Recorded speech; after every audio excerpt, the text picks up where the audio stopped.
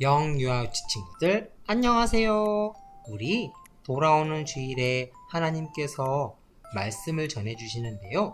하나님께서 다시 약속해 주셨어요 라는 제목으로 하나님이 어떤 말씀을 주시는지 함께 말씀 속으로 쏙쏙 들어가 볼까요?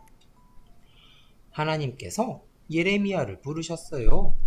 예레미야야, 너는 가서 나의 말을 전하여라.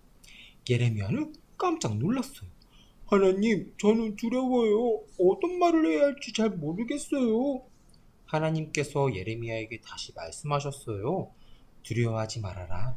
내가 너와 함께하며 어떤 말을 해야 할지 다 알려주겠다. 아멘, 아멘.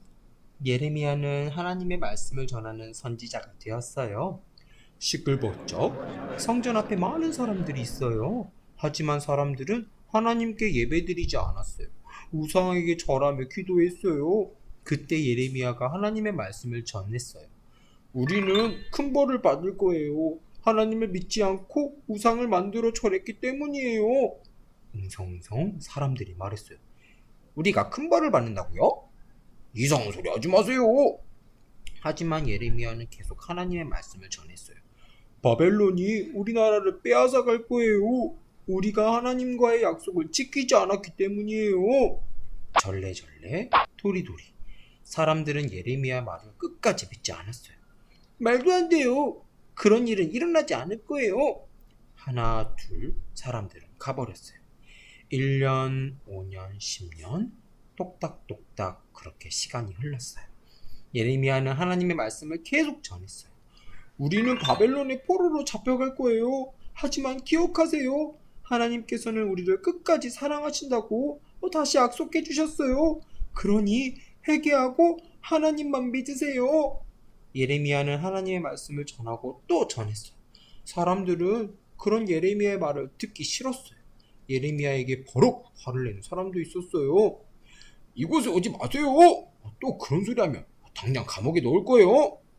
예레미야는 너무 속상했어요.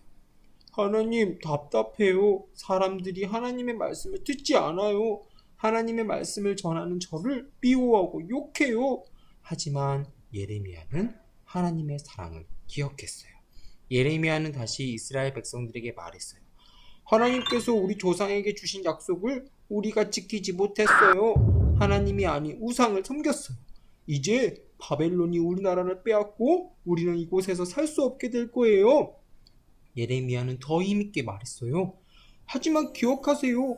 하나님께서 다시 약속해 주셨어요. 우리가 바벨론의 포로로 끌려가도 하나님께서는 우리를 다시 돌아오게 하실 거예요.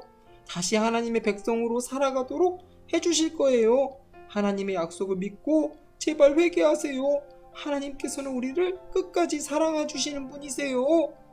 하나님께서는 이스라엘 백성들을 끝까지 사랑하셨어요.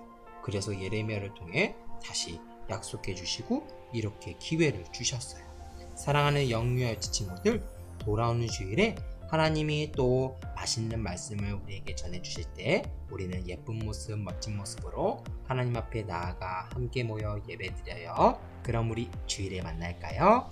안녕.